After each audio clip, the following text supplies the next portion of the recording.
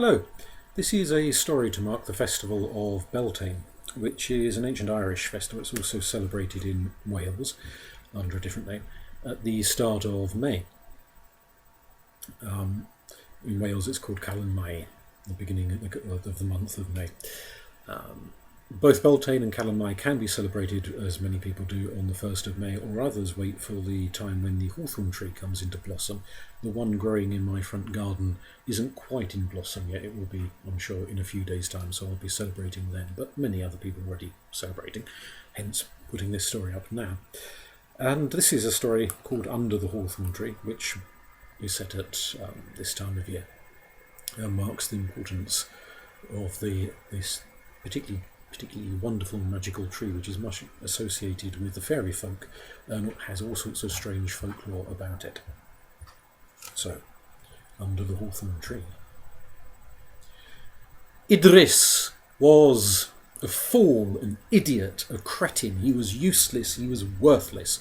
He knew this because he had been told it practically every single day of his life by his father, by his mother, by his uncle. The only person who didn't tell him that he was useless and worthless and an idiot and a fool was his beloved grandmother, the only one in the entire family to show him any kindness, any gentleness at all.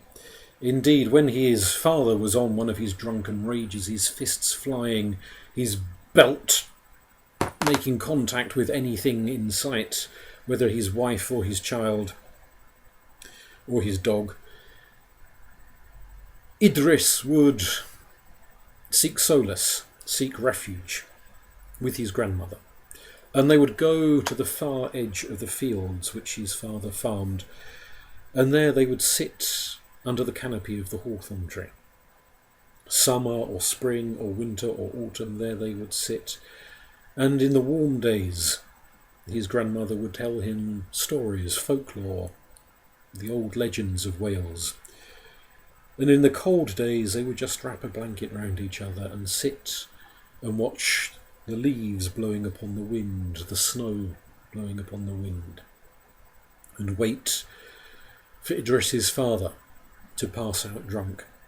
Usually when he woke up, he had quite forgotten whatever it was he was ranting and raging about beforehand, and so the violence would subside. And when it wasn't his father ranting and roaring and raging, it was his uncle or his mother, both of whom had tempers as similarly vile as Idris's father. Unfortunately for Idris, his grandmother died when he was 7 years old. And even though she was no longer there to comfort him, he would still seek a place of refuge under the branches of the hawthorn tree. During the summer, its canopy gave him shelter from anybody spotting him there. During winter, they never even seemed to think of looking for him there, even though they could have easily seen him without the leaves to hide the small boy cowering under the branches. But there he would go, crawling through a small gap that the low-hanging branches made, where he could just get under them and find shelter inside this dome of green. Indeed, he went there the very evening of his grandmother's funeral to sit and sob, and to think of all the stories she had told him and all of the lovely times they had shared together in this safe haven. And as he was sitting there, crying to himself and thinking of the old tales, the old stories, thinking of his grandmother's voice, thinking that he would never see her again, he heard a whimpering, a mewling, and looking deeper into the shadows in the darker patches of the grove contained beneath the branches of the hawthorn tree, he saw two golden eyes watching him. And at first he thought this was one of the fairy folk, but as his eyes became accustomed to the gloom and he wiped the tears from them, he was able to see more clearly. He realised, his heart racing, that this was a wolf watching him from the gloom of the trees. And he dared not run away, for he had heard stories of how wolves would hunt down lambs, of how they would predate on small children, and all manner of wild tales, half of them completely untrue, that he had heard from his uncle, from his father, from his mother, from the neighbours. So he knew to keep very, very still. And he watched, and he realised that this was a she-wolf. A she-wolf who had given birth not so very long beforehand. And there were half a dozen puppies, half a dozen little cubs, yipping and whimpering to each other, their eyes closed, their fur still wet. And there the she-wolf licking them, pushing them towards her dugs where they could suckle. And she looked at him, and although he had heard many stories about how wild animals become menacing when they feel their young are threatened, she didn't growl at the boy, she didn't snarl at him, she just watched him. And eventually the wonder of the moment caused his grief to subside, and he stopped crying, and he just sat for hour upon hour watching these cubs suckling at their mother's teats, being nurtured in the warmth of her fur. And eventually he heard his mother calling him for dinner, and he returned to the house. The next day he came back, expecting that the wolf would have fled, but there she was. And again she seemed to quietly, calmly welcome him entering into the shade of the tree under the canopy. And he sat and he watched and he watched and he watched until again he was called away for food. The day after that he brought a bowl of water and laid it before the she-wolf, and she sniffed it a little before drinking it dry. And the next day he brought more water, and this time he brought some scraps of food that he'd raided from the larder. His mother rarely knew what was in the larder, sometimes nothing at all, so she wouldn't have missed any such scraps. And the next day, and the next day, and the next day was the same.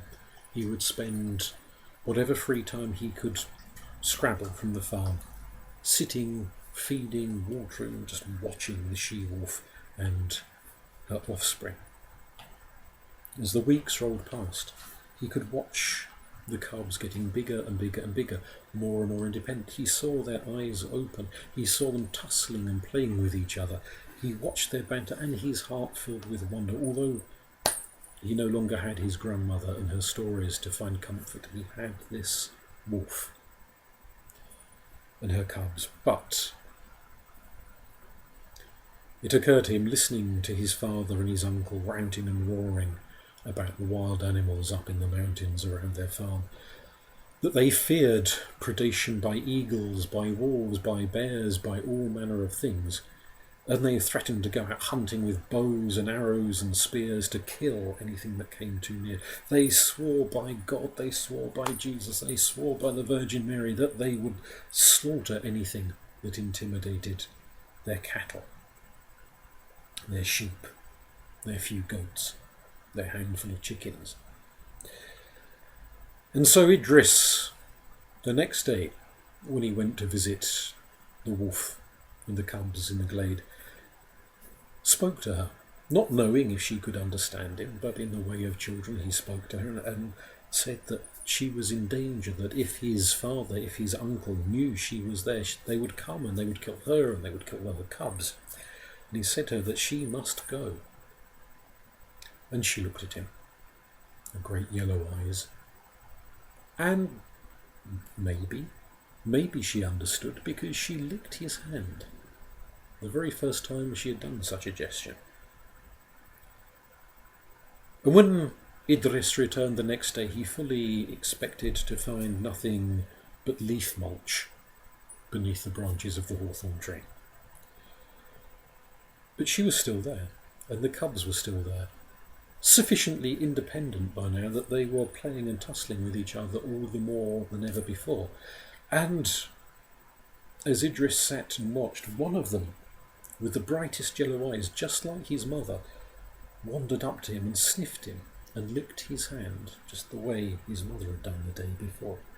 And with a tremendous yawn, the little cub fell back, his head resting on Idris's lap, and fell fast asleep. And gently, fearing all of the stories he had heard of how wild animals react if their offspring smell too much of human, gently he stroked the little wolf's ear, watching the mother all of the time to see if she would panic, but she didn't. Indeed, She stretched her nose forward and licked his other hand, and he stroked the little cub all of the more, until at length he was called in. 2 weeks this continued. He would spend time watching them, and the same little cub, not so little as the days rolled past, would come and sit upon him, or nuzzle him, or tug at his tunic and play with him. Until at the end of the 2 weeks, when Idris turned up with his bowl and his scraps of food, the she-wolf had gone. Her cubs had gone. There was nothing but the leaf mulch and the fallen blossoms beneath the branches of the hawthorn tree. And Idris was heavy of heart. His grandmother had gone, the wolf had gone, the cubs had gone.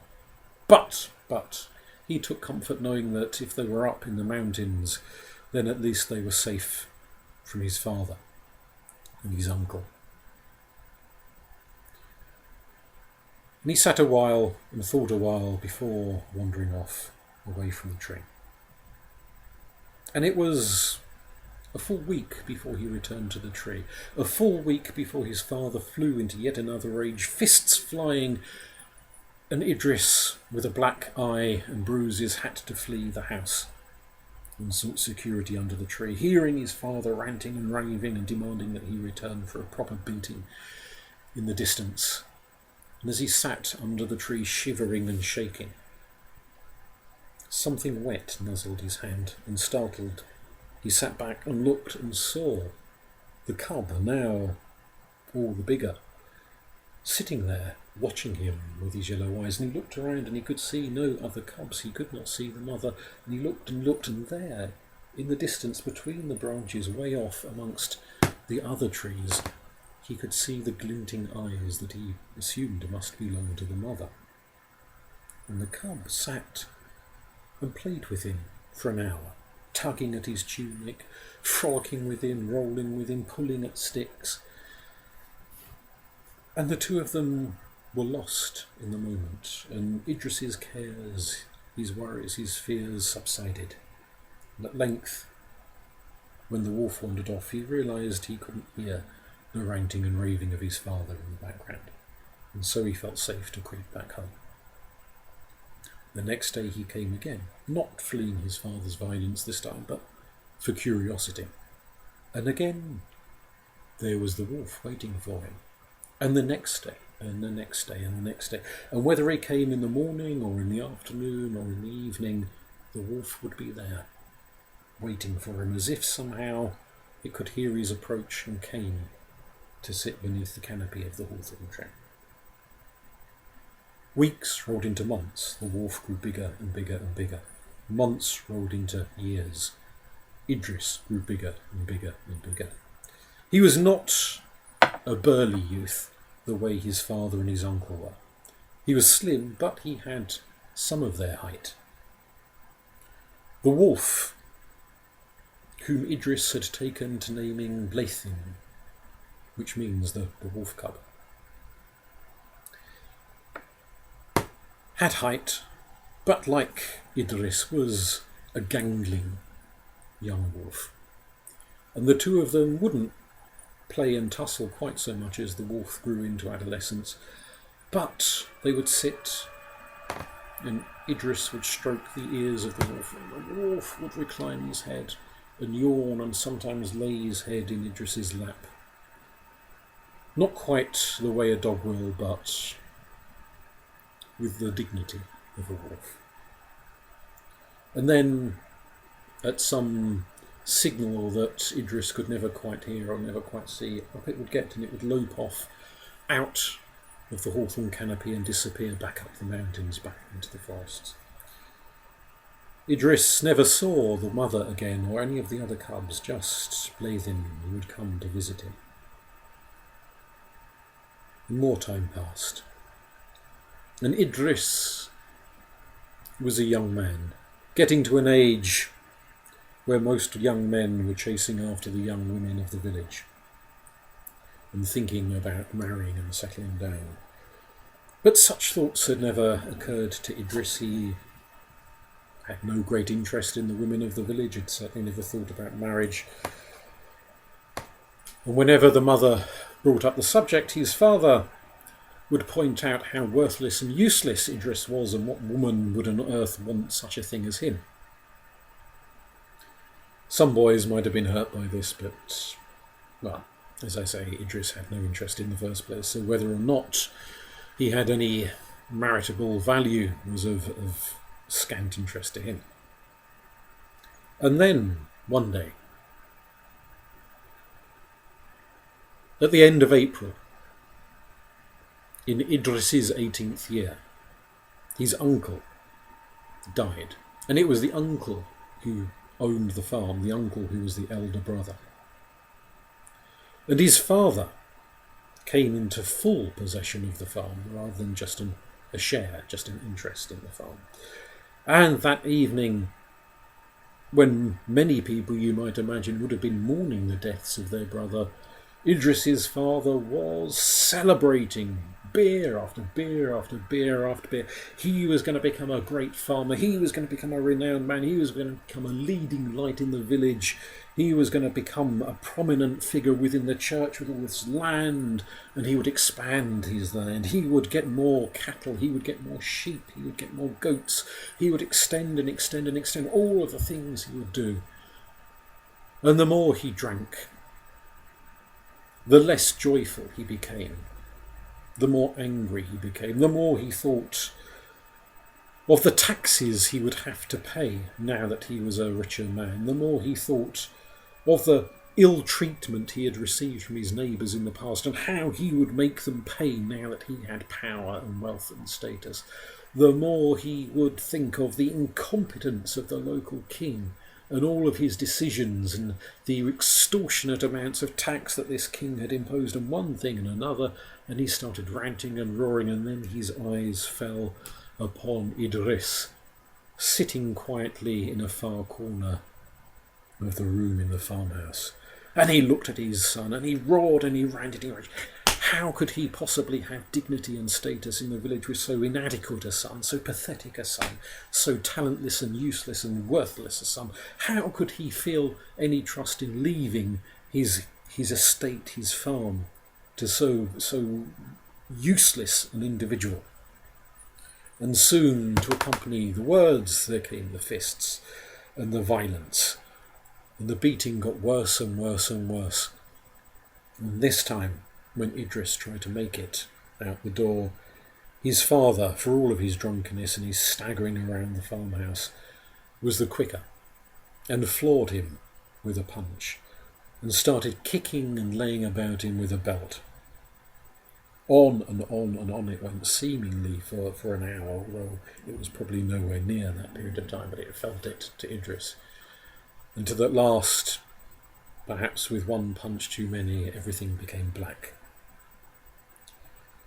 And when Idris awoke, the dawn was creeping in through the farmhouse windows.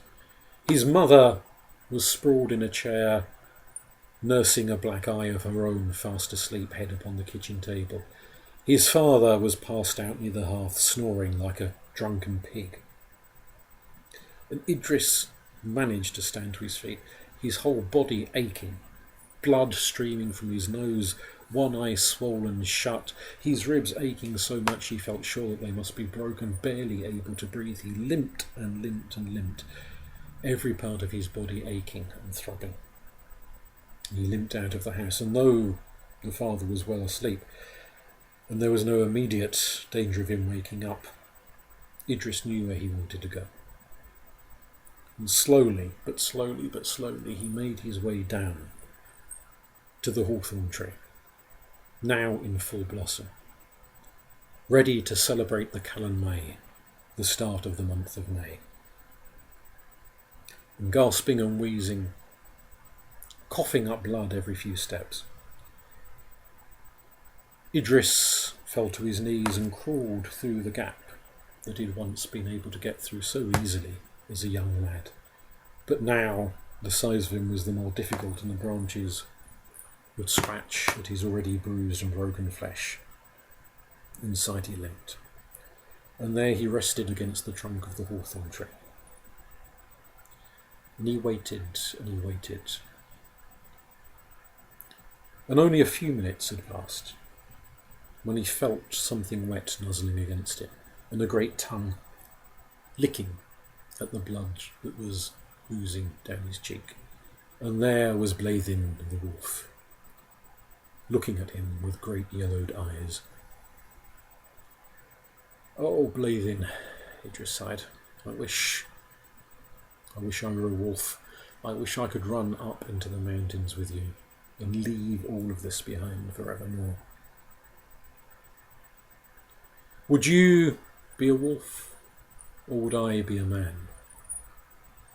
Beltane asked him. And at once Idris stopped, thinking maybe he had been punched so hard in the head that his brain had become damaged and now he was imagining things and hallucinating things. And he looked at the wolf and, "Did you speak?" "I spoke," said Beltane. "Would you be a wolf, or should I be a man?" The wolf asked once again.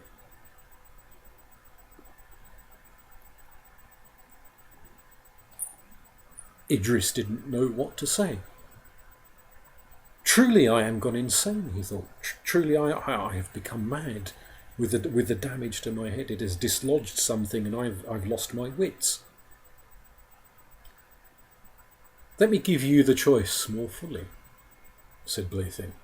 "Would you be a wolf, or shall I be a man?" And with that the wolf stood onto two legs, growing and shifting and turning and taking off the wolfskin cape and letting it fall to the floor. And there stood a man, quite the most handsome man that Beltane had ever seen, tall and powerful and rangy, the body of a hunter, a sleek, wild hunter, with long iron grey hair falling down the back of his head, the very colour of the pelt of the wolf, and eyes as yellow as they were when he had been a wolf. And he held out a long hand and said, "Would you be a wolf, or would you prefer that I be a man?" And Idris reached out a hand and took the paw of the man standing before him, who helped him to his feet, gasping and wheezing and groaning at the bruises and the cracked ribs, almost falling into the man's arms, who had to hold him upright to support him.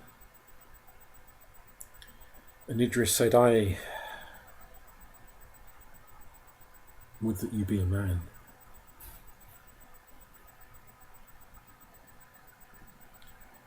"But where will we go? What will we do? We can scarce stay here. My father will set about you the way he sets about me."